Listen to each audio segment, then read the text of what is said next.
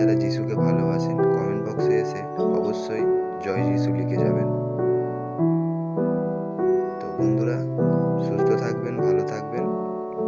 আবারও পরের ভিডিওতে আরেকটি প্রার্থনা নিয়ে আসবো। তো আপনারা অবশ্যই সাপোর্ট করবেন, তাহলে